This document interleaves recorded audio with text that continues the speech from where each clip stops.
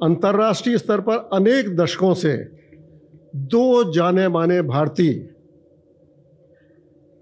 आपने बहुत नाम सुने होंगे, कुछ साल के लिए, कुछ समय के लिए बहुत सारे लोग आते हैं, लेकिन 7 दशक से ज़्यादा भी दो भारतीय ऐसे हैं जिन्होंने दुनिया में बार बार ये साबित किया है कि अगर हम बुद्ध के रास्ते पर चल सकते हैं तो शायद इस दुनिया को हम बेहतर बना सकते हैं।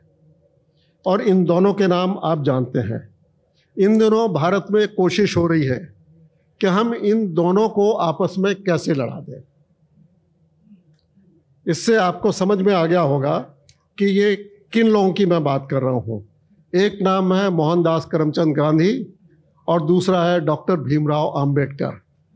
एक को महात्मा गांधी कहते हैं, दूसरे को बाबा साहब कहते हैं। आपने देखा होगा कि सुनियोजित प्रयास इस बात का है कि सिर्फ दूरी या असहमति ना जताई जाए, ये भी बताया जाए कि उन दोनों में शत्रुता थी। अब आप ये सोच सकते हैं कि जो लोग बुद्ध को थोड़ा बहुत भी पहचानते हैं वो क्या इस बात पर विश्वास कर सकते हैं? इसलिए विश्वास नहीं कर सकते क्योंकि बुद्ध के पूरे जीवन दर्शन में उनकी किसी भी सीख में कटुता नाम की कोई चीज़ नहीं है। और अगर कटुता नहीं है तो असहमति के बावजूद वो लोग जो इस काम में कर रहे थे कैसे एक दूसरे के शत्रु या विरोधी हो सकते हैं। तो पहले बात गांधी की, और गांधी की बात पहले इसलिए कि गांधी की पहले तो नैसर्गिक मृत्यु नहीं हुई थी।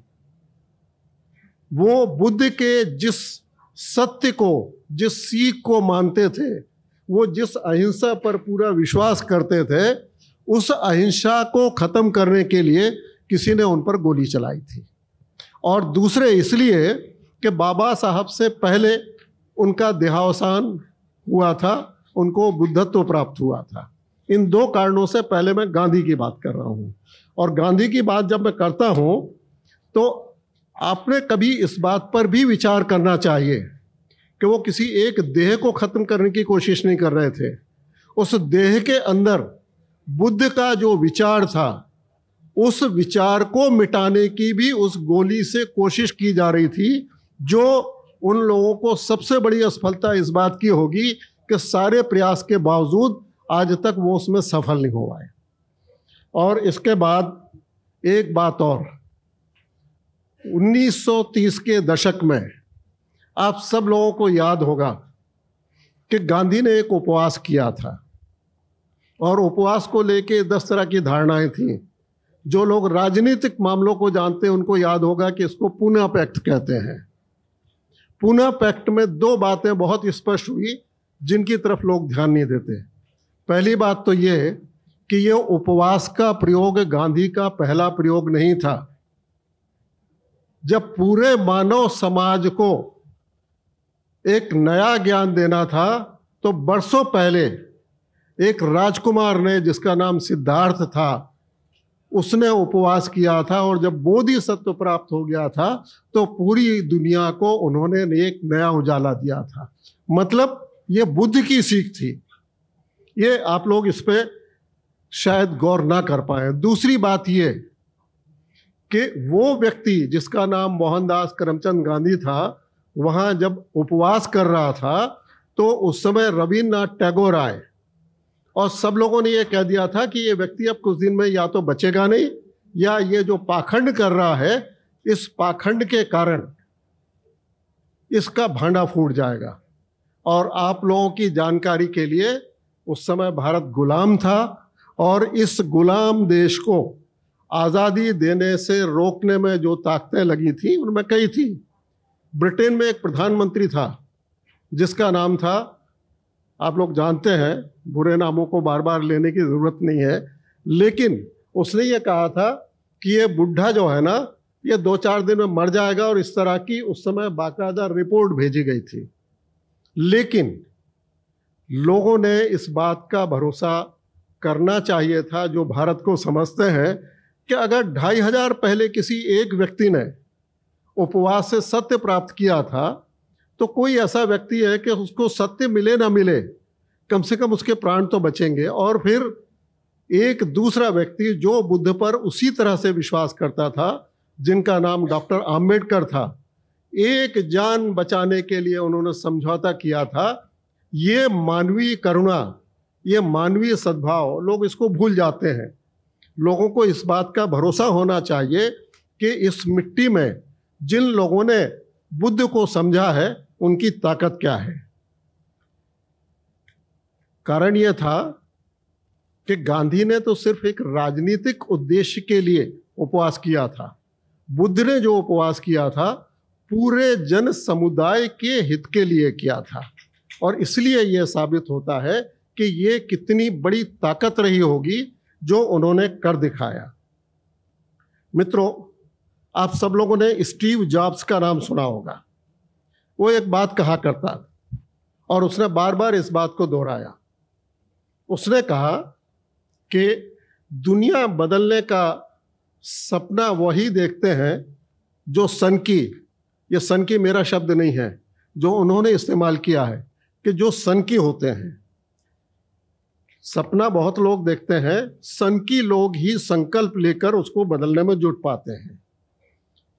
राजपाट छोड़कर कोई राजकुमार अगर सिर्फ मानव समाज के हित के लिए निकल जाए तो अपने समय में तो लोग उसको सनकी ही कहेंगे, बाद में उसको पूजेंगे, क्योंकि उनको बाद में ये पता लगा कि उन्होंने हमारे जीवन को कितना बदला, कितना सुधारने के लिए अपनी तरफ से पूरा प्रयास किया।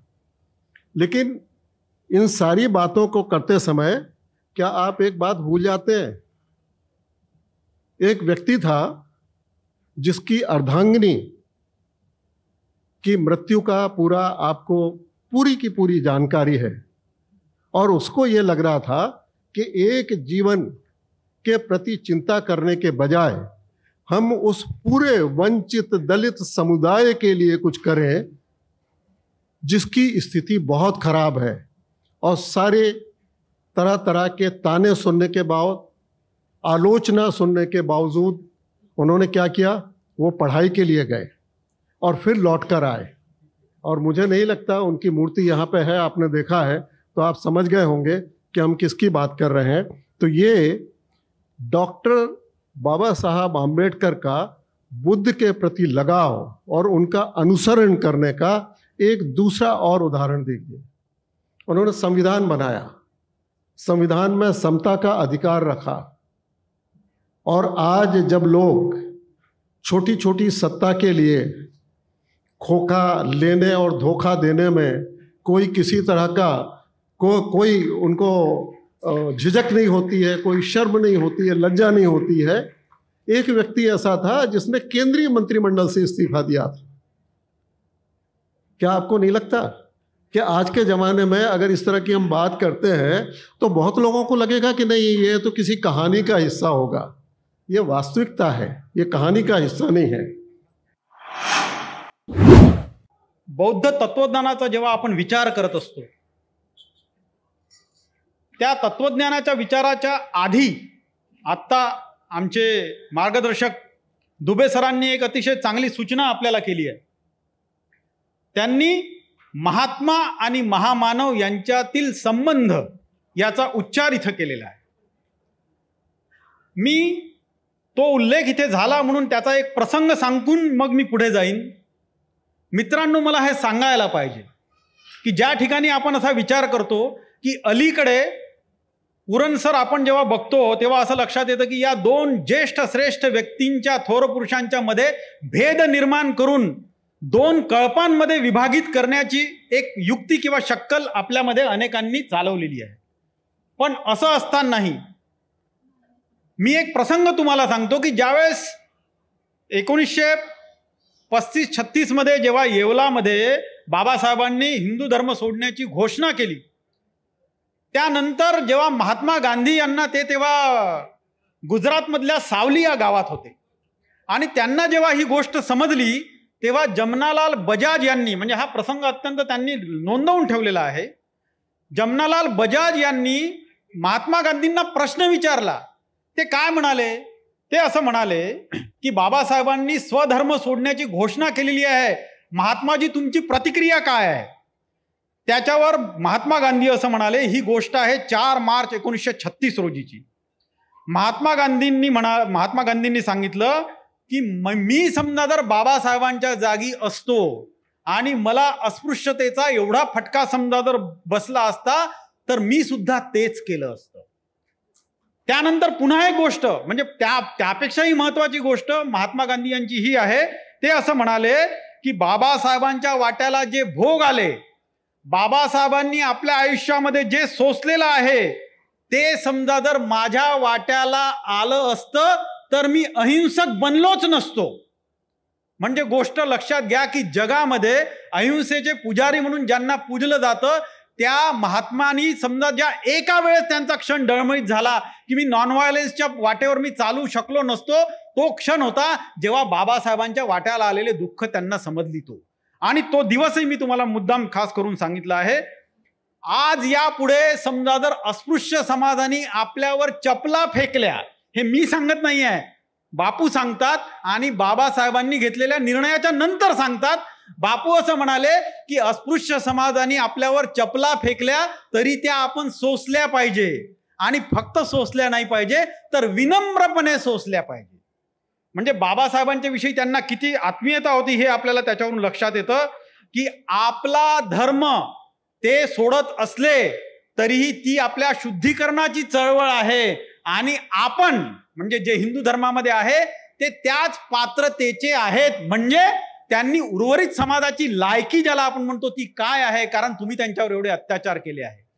मला असं वाटतं की 2 महापुरुषांमध्ये तेढ निर्माण करण्यापेक्षा समजा जर दुबे सर नी जे सांगितलं, समजा जर साम्यता समजा जर शोधली तर अहिंसेचा मार्ग आपण पुढे अधिक उन्नत करू अशी रुजुवात किंवा असं नम्र प्रतिपादन मला या बौद्ध परिषदेच्या व्यासपीठावरून करावंसं वाटतं.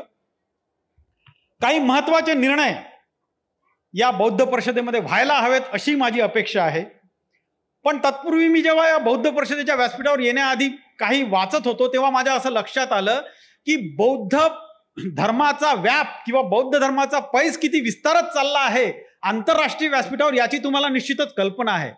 पण मला या ठिकाणी विशेषत्वाने नमूद करावंसं वाटतं की कोरियाच्या जोगीय धम्मपीठाला पाकिस्तानात बौद्ध विहार उभारण्याची अनुमती मिळालेली आहे, आणि ही फार महत्वाची गोष्ट आहे. आणि जपानद्वारेही पाकिस्तानात मोठे बौद्ध विहार उभारले जाणार आहे. स्वात खोऱ्यातील उत्खननात अनेक स्तूप आणि विहार सापडत असल्याने प्राचीन बौद्ध वारसा उजेडात येण्याची शक्यता निर्माण झाली आहे. आणि त्याहून सगळ्यात महत्वाचं या ठिकाणाहून आपण हे एक गोष्ट नोंदवली पाहिजे, ती म्हणजे पाकिस्तानच्या राष्ट्रीय अभ्यासक्रमात लवकरच बुद्धिझमचा समावेश होणार आहे, आणि याच वर्षी मार्च मध्ये तसा ठराव मंजूर झालेला आहे. आपण देशीय सीमांचा जेव्हा विचार करतो, वेद प्रकाश जी हमारे मार्गदर्शक यहाँ पे है, तर तेव्हा आपल्याकडे युद्धाचा विचार जास्त केला जातो. पण या देशानी आपल्या भूमीनी समजा जर जगाला सांगितलेली कोणती गोष्ट असेल, सगळ्यात मोठी गोष्ट किंवा ज्याला आपण बिरुद ज्याला आपण म्हणतो वाक्य जे जगाने अनुसरलं पाहिजे ते असं आहे, युद्ध नव्हे तर बुद्ध. हा आपल्या भारत देशाने दिलेला मंत्र आहे. मला असं वाटतं की काही या दृष्टीने समजा जर व्याप आपला वाढवायचा असेल तर काही निर्णय आपण बौद्ध परिषदेमध्ये घेतले पाहिजे. ही अपेक्षा अशी आहे की त्यात पाली भाषेच्या प्रशिक्षणावर आपण भर दिला पाहिजे. पाली भाषेचं प्रशिक्षण द्यायला हवं, म्हणजे काही प्रयत्न झालेच नाहीये तसं मला मुळीच म्हणायचं नाहीये. पण केवळ भगवान महावीर आणि भगवान बुद्ध यांच्या उपदेशासाठी उपयोगात आणलेली भाषा एवढंच काही प्राकृत आणि पाली भाषेचं स्वरूप नाही आहे. तत्वज्ञान, तंत्रज्ञान, महाकाव्य आणि कथा ग्रंथांची ही विपुलता त्यामध्ये आहे. त्या काळात असलेल्या प्रगल्भ वैज्ञानिक दृष्टिकोनाचे त्यातून व्यापक दर्शन घडते, आणि म्हणून त्या काळाच्या ओघात पडद्याआड गेलेल्या किंवा नष्ट झालेल्या दस्तावेजाची नव्या जगाला ओळख करून द्यायला हवी. ती सुलभता रुजवण्यासाठी नेटाने प्रयत्न झाले पाहिजेत, आणि श्रमण संस्कृतीचे मूळ तत्वज्ञान असलेल्या या भाषांचा विश्वकल्याणासाठी उपयोग व्हावा अशी हाक या परिषदेमधून ठळकपणे उमटली पाहिजे असं मला वाटतं. भगवान महावीर तथा तथागत गौतम बुद्ध यांचा अनुयायी म्हणून या Buddhism in contemporary times, relevance of the justice, liberty, equality and the fraternity आंतरराष्ट्रीय परिषदेच्या समारोपाच्या वेळी प्रामुख्याने 3 मुद्द्यावर मी माझे विचार व्यक्त करणार आहे.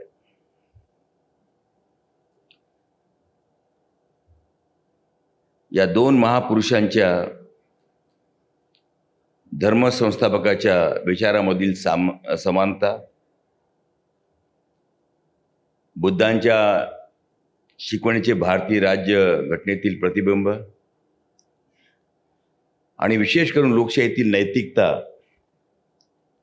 आणि बुद्धिझम वैश्विक समकालीन उपयुक्ता.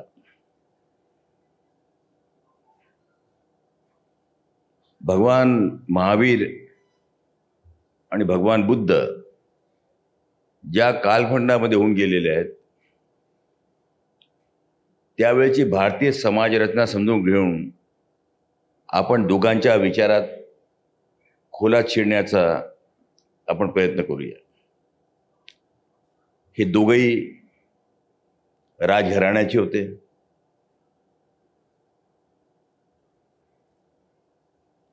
आणि दोघेही क्षत्रिय होते.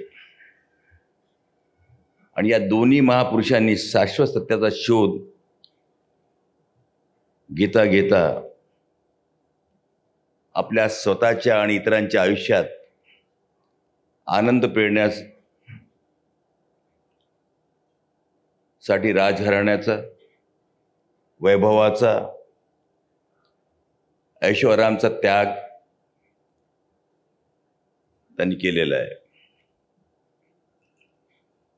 अहिंसा, सत्य, अपरिग्रह, अस्तेय, ब्रह्मचार्य, सम्यक दृष्टी, तप, ज्ञान,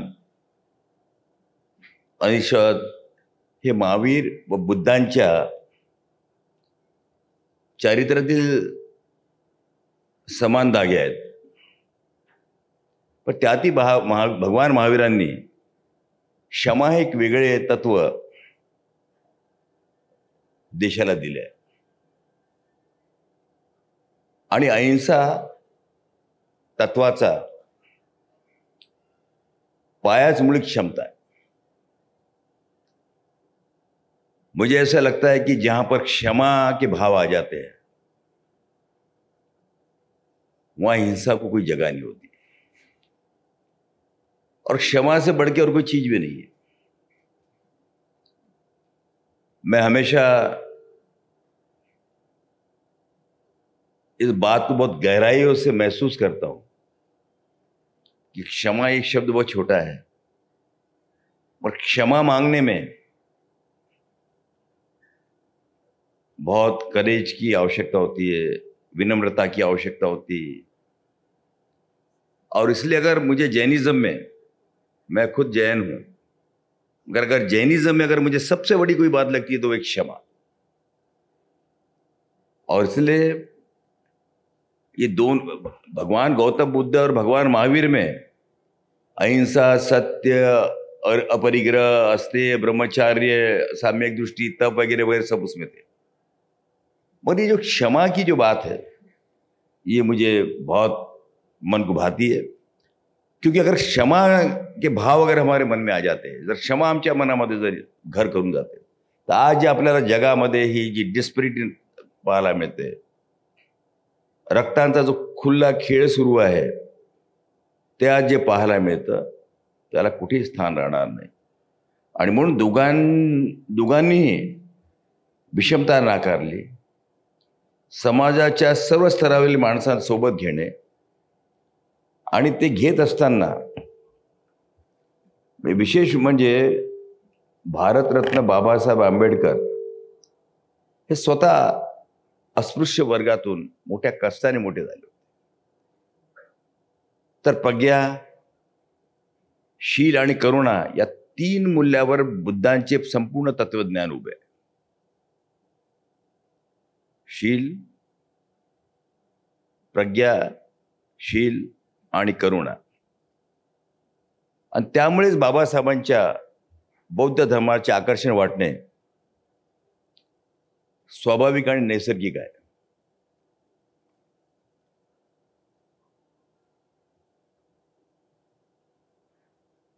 स्वतंत्र भारताच्या प्रत्येक माणसाच्या आयुष्यात स्वातंत्र्य, समता, बंधुभाव ही तत्वे रुजवण्यासाठी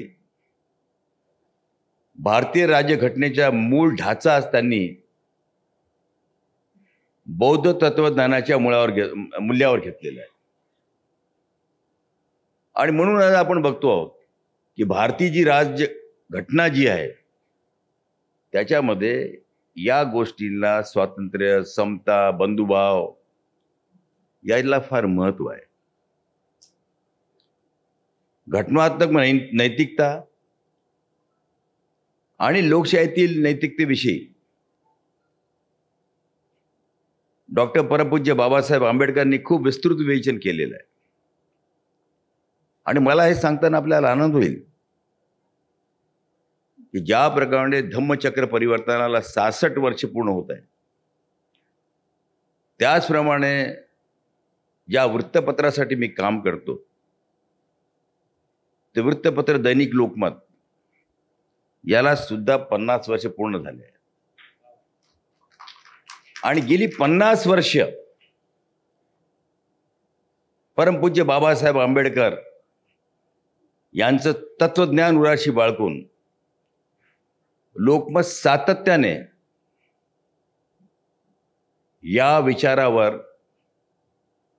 तर वृत्तपत्र चालवतच आहे, परंतु तळागाळातील शोषित, वंचित, उपेक्षित जे असतील त्यांच्यासोबत खांद्याला खांदा लावून गेली 50 वर्षे काम करत आहे. आणि ही शिकवण आम्हाला आमचे परमपूज्य बाबूजी, जे लोकमतचे संस्थापक, संपादक, त्यांच्याकडून मिळालेली आहे. आणि म्हणून मला हे सांगताना फार आनंद होतो मनापासून.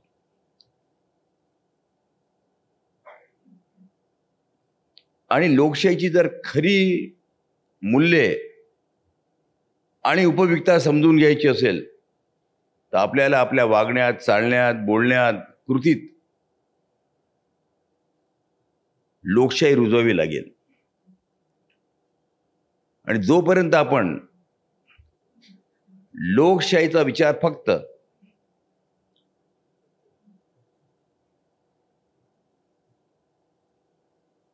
आपल्या मनाने करणार असाल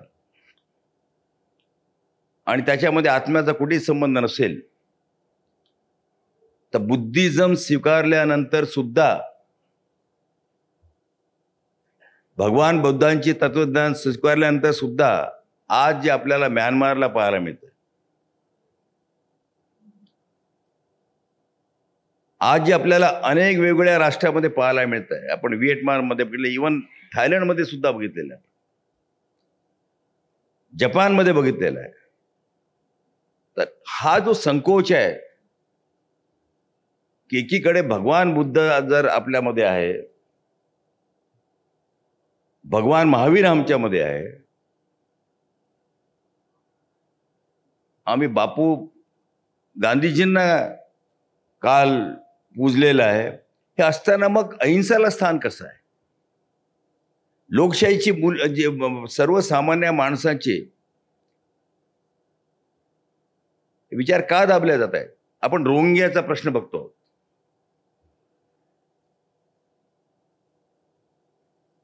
म्यानमारमध्ये सतत रक्ताची होळी सुरू आहे.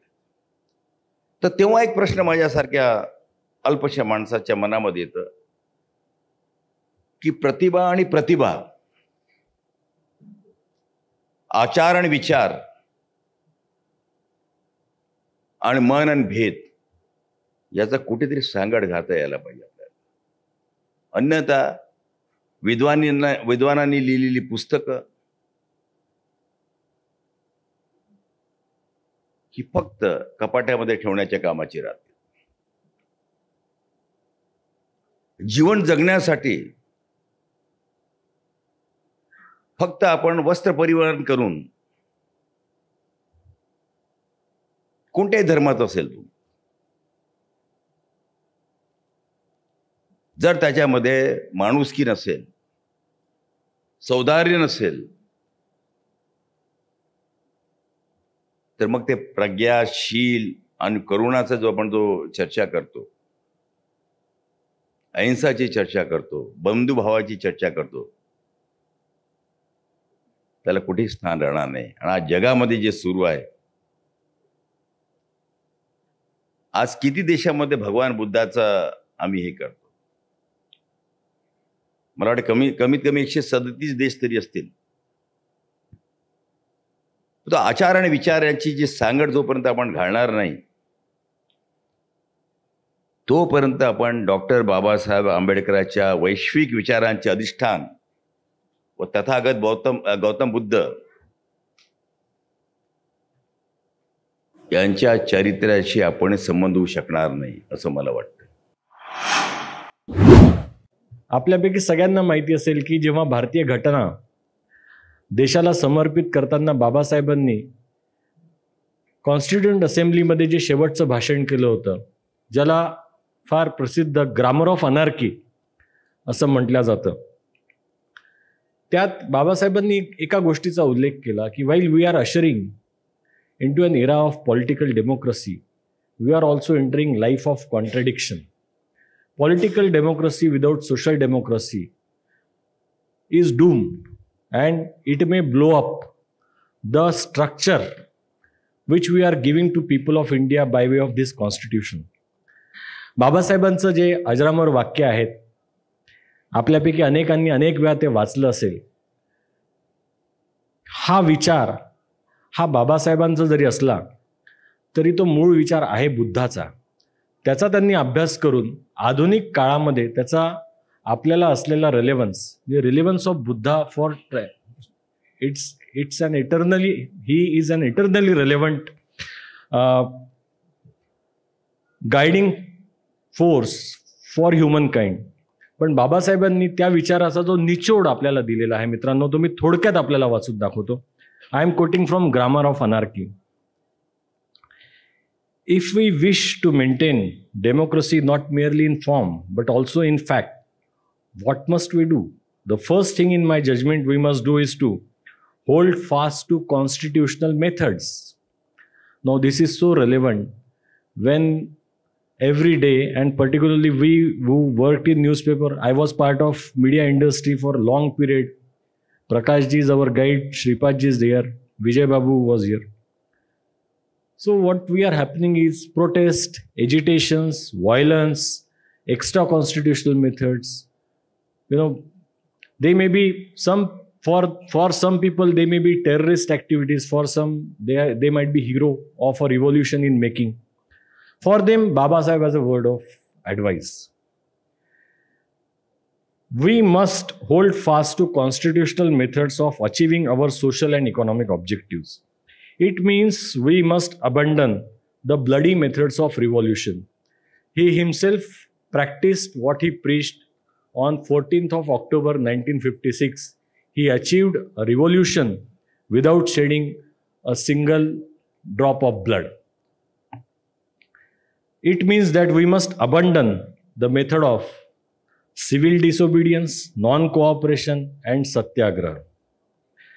When there was no way left for constitutional methods for achieving economic and social objectives, there was a great deal of justification for unconstitutional methods. But where constitutional methods are open, there can be no justification for these unconstitutional methods. These methods are nothing but the grammar of anarchy. And the sooner they are abandoned, the better for us. Now this message is not only relevant for India, but for entire globe. Because across nations, across continents, what we are witnessing is a violent skirmish, violent protest, people resorting to vandalism, people resorting to hooliganism, people resorting to destruction. Now destruction is something to which Lord Buddha has always opposed.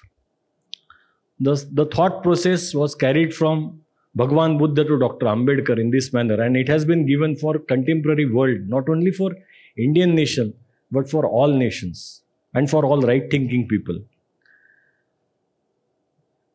Then he goes on saying that about the life of contradiction which I mentioned. We must make our political democracy a social democracy, because political democracy cannot last unless there lies at the base of it social democracy. And what does social democracy mean? Here comes the theme of this conference. It means a way of life which recognizes liberty, equality, and fraternity as the principles of life. These principles of liberty, equality, and fraternity are not to be treated as separate items in a trinity. They form a union of trinity in the sense that to divorce one from the other is to defeat the very purpose of democracy. Liberty cannot be divorced from equality. Equality cannot be divorced from liberty.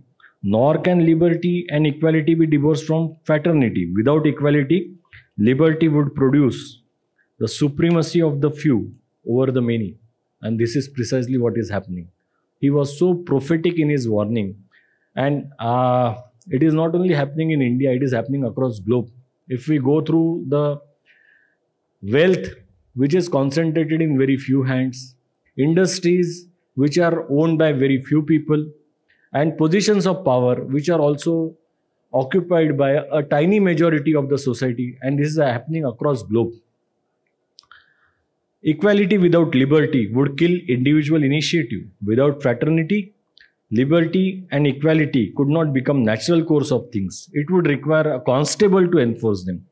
We must begin by acknowledging the fact that there is complete absence of two things, and here he comes to the Indian reality.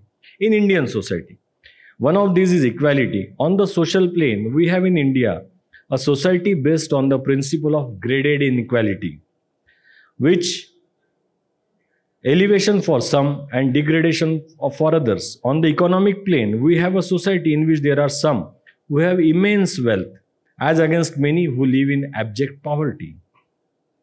On 26th of January 1950, we are going to enter into a life of contradiction, which Dr. Ambedkar warned that we must change this contradiction, otherwise we are looking at a volcano which may erupt anytime.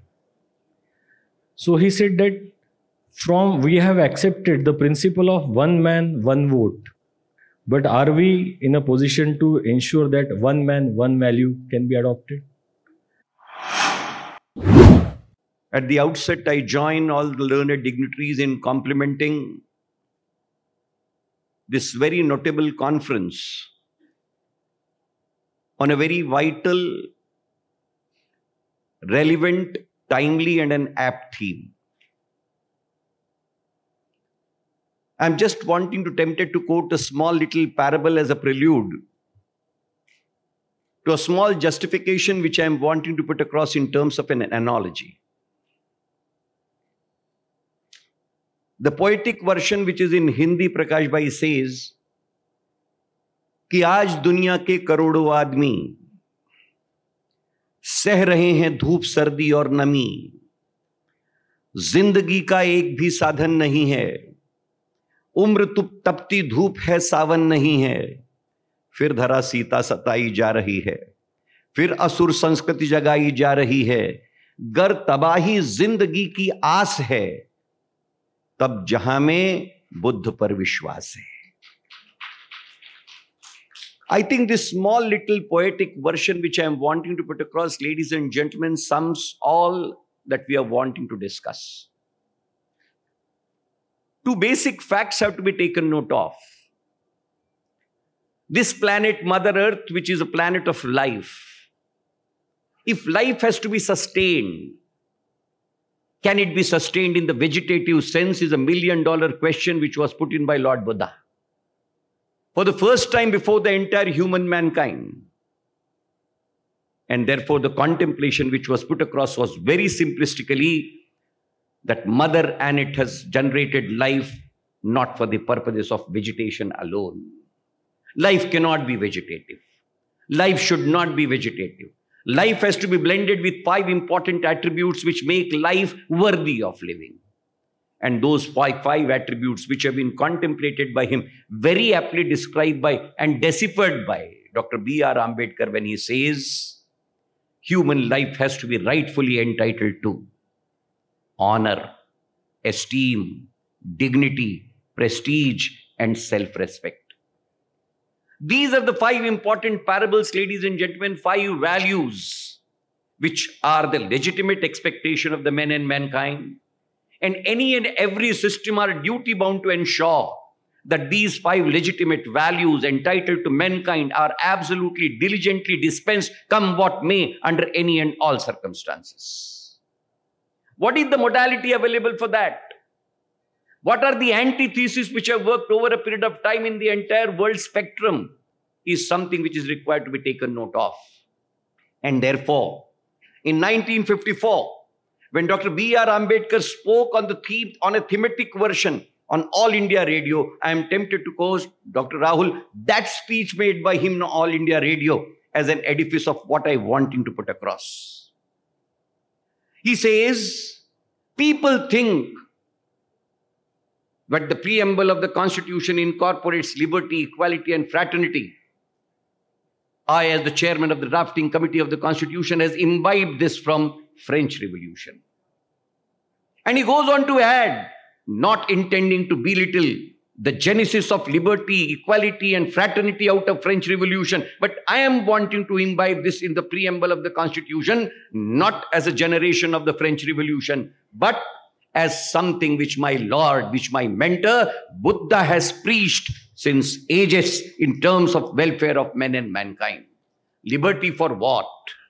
Equality for what? Fraternity for what? And justice for what?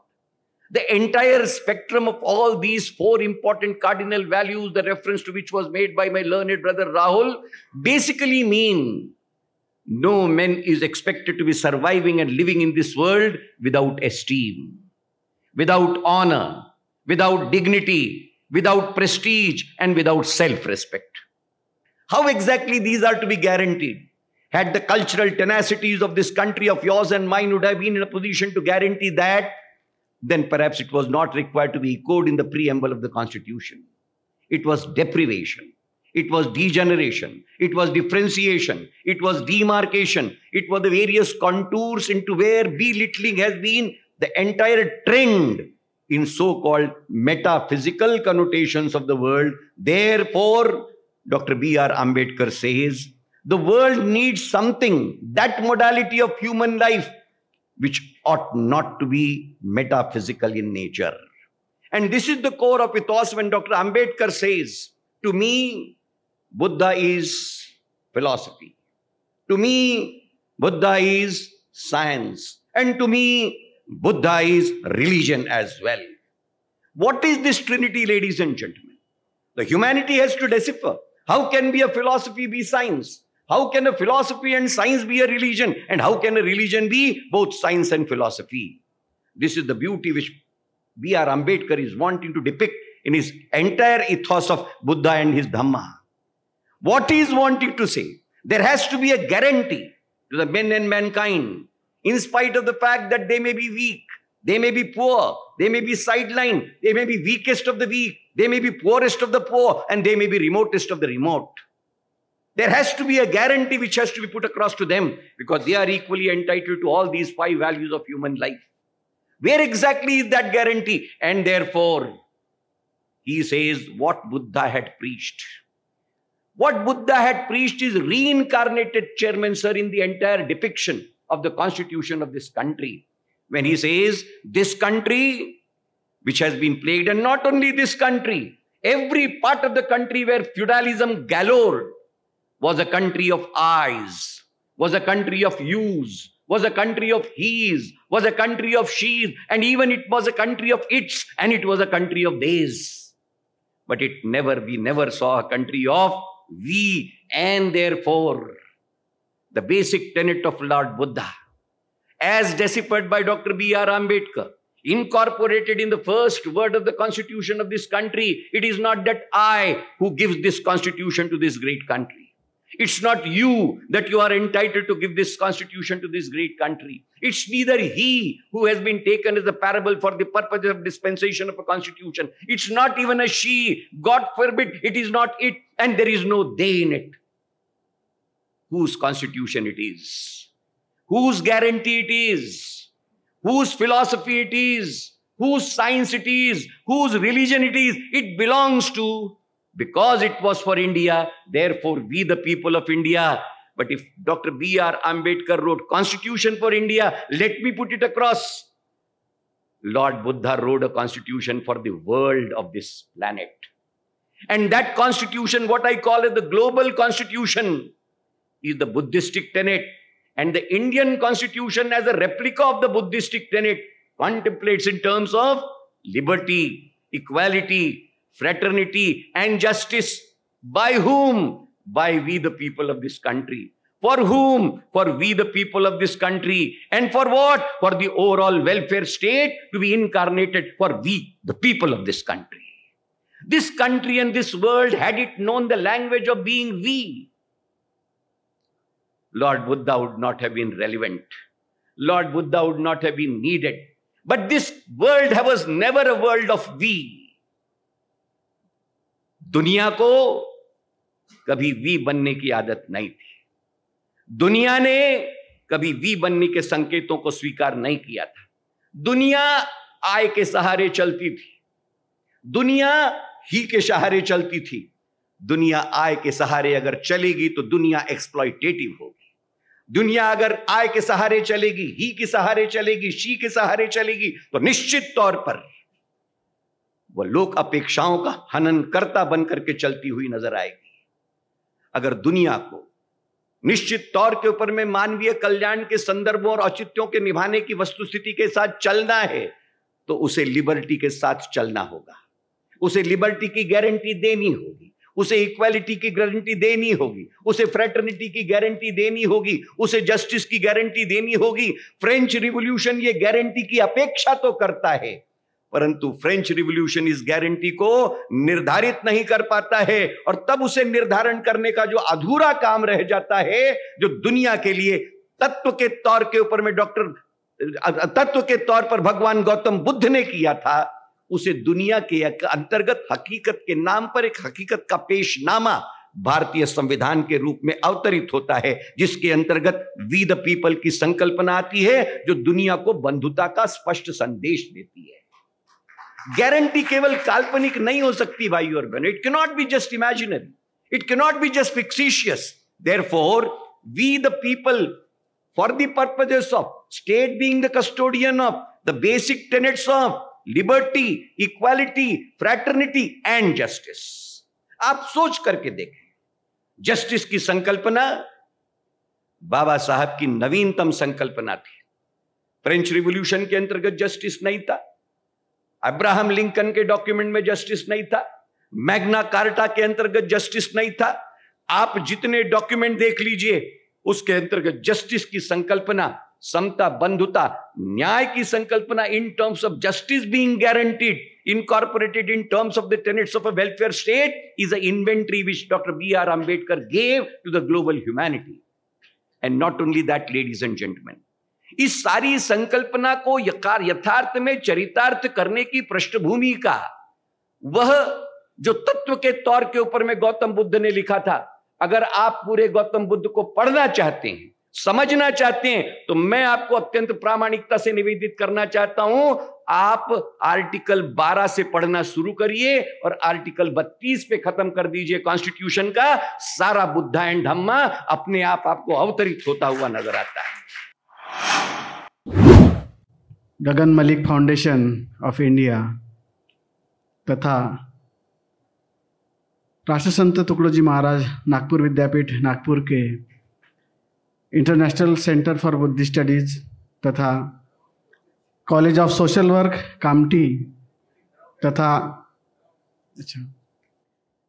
इन सभी के collaboration में यह जो आज यहाँ पर conference आयोजित की गई है, इस उपलक्ष्य में जो ठराव कॉन्फ्रेंस के द्वारा हम यहाँ पारित करने वाले हैं, यह ठराव मैं यहाँ पर उसका वाचन करता हूँ और आप सभी से अनुरोध है कि ठराव के अंत में आप इसका अनुमोदन करेंगे.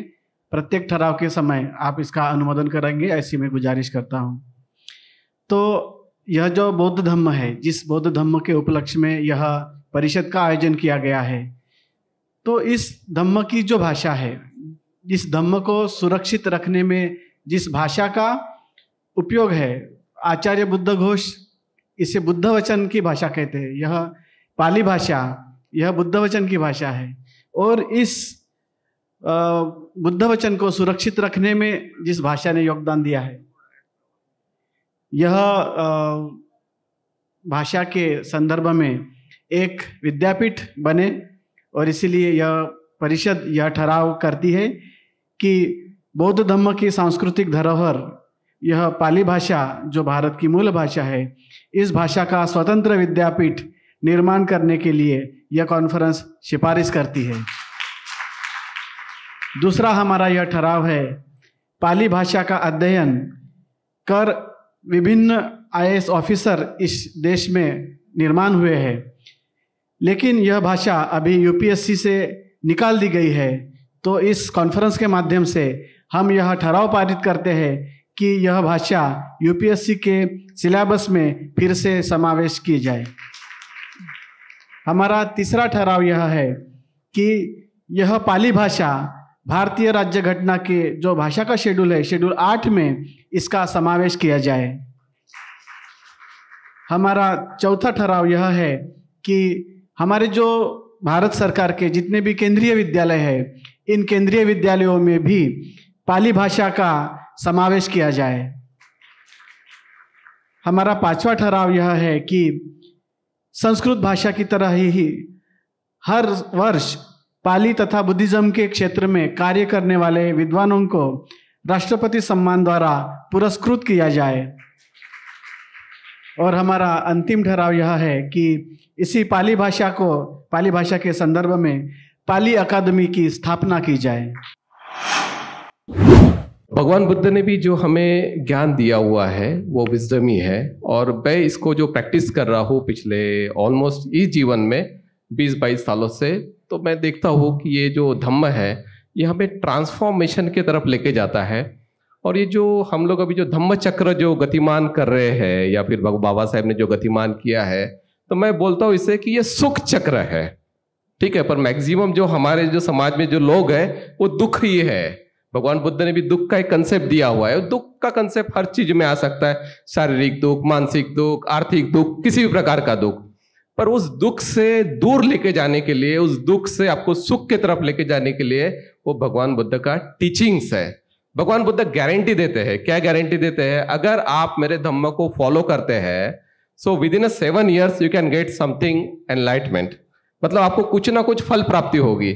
मुझे नहीं लगता कि कोई भी रिलीजियस फाउंडर ने इतनी गारंटी दिया होगा करके। I am guarantee. फिर क्या बोलते कि छोड़ो 7 साल, अगर कोई मेरे बताए हुए धम्म पे अगर वो कोई चलता है तो आपको 7 महीने, फिर बोलते छोड़ो 7 महीने, वो बोलते 7 सप्ताह, बोलते छोड़ो 7 सप्ताह, 7 दिन भी अगर कोई दिन रात मेरे धम्म को अगर प्रैक्टिस करता है तो उसको 101% कुछ ना कुछ अचीवमेंट मिलता है। मैं बोलता छोड़ो 7 दिन, बोलता 10 दिन। जो मैंने एक्सपीरियंस किया है बुद्धिज्म को, आप खुद एक्सपीरियंस करके देखिए, आपका लाइफ टोटल चेंज हो जाएगा, आपके पॉइंट ऑफ व्यू चेंज हो जाएंगे। जो आप वायलेंस वाले थे नॉन वायलेंस हो जाएंगे, जो आप अगर आप कंपैशनेटेड नहीं थे तो कंपैशनेटेड हो जाएंगे, अगर आप मैत्रीवान नहीं थे तो मैत्रीवान हो जाएंगे। सभी चीजों में आपका ट्रांसफॉर्मेशन हो जाएगा। और कोई ऊपर में बैठा हुआ कोई इंसान नहीं है जो आपको ट्रांसफॉर्म करेगा, वो आपको खुद को करना पड़ेगा ट्रांसफॉर्म। और उसके लिए जो टीचिंग्स है भगवान बुद्ध की, उसको आत्मसात आपको करना पड़ेगा, आपको एक डिटर्मिनेशन करना पड़ेगा। Just like I am practising Buddhism from last 20 years, so what I do, you know, morning में उठते बराबर मैं संकल्प करता हूँ कि मैं कड़वी बात नहीं बोलूंगा। I will talk very polite, very humble, very soft way, right. दूसरा कि नॉन वायलेंस का मैं सहारा नहीं लूंगा, मैं हत्या का कभी सहारा नहीं लूंगा। मैं ऐसा कुछ बातें नहीं करूंगा कि मैं किसी का मन दुखाऊं। मैं हमेशा मैत्री करूंगा, मैं हमेशा कंपैशनेटेड रहूंगा। ये सब जो अच्छी बातें, आप बुद्ध की फिजिकल बॉडी को देख सकते हैं, पर आप जब उसको प्रैक्टिस करेंगे ना तो बुद्ध की मेंटल बॉडी को आप फील करेंगे अपने में। मैं क्या बोल रहा हूं? आप बुद्ध की मेंटल जो बॉडी है उसको आप फील करेंगे कि जो मैंने उन्होंने बताया है उसको मैंने आत्मसात किया है, तो उसका कुछ परसेंट मेरे में आया है, तो मैं कितना अच्छा फील कर रहा हूं। तो जब भगवान बुद्ध उसमें पूरे 100% थे तो उनको कितना अच्छा लगता होगा। तो मैत्री, करुणा, सद्भाव, नॉन वायलेंस, ये जो सब बातें जो है ना, ये सब किताबों में लिखी हुई नहीं है, इसको आप डेली प्रैक्टिस में भी कर सकते हैं। और मुझे लगता है कि अगर आप बुद्धिज्म को डे टू डे लाइफ में प्रैक्टिस करते हैं तो समाज में से बहुत सारे प्रॉब्लम्स आपके सॉर्ट आउट हो सकते हैं। भगवान बुद्ध ने किसके ऊपर एम्फसाइज किया है? सबसे ज्यादा एम्फसाइज किया है भगवान बुद्ध ने मन है हमारे पास में, और ये मन ही सारे प्रॉब्लम्स की जड़ है। अगर आपका मन अच्छा है, मन आपका सुसंस्कारित है, मन सिविलाइज है, तो आप अच्छे नागरिक है।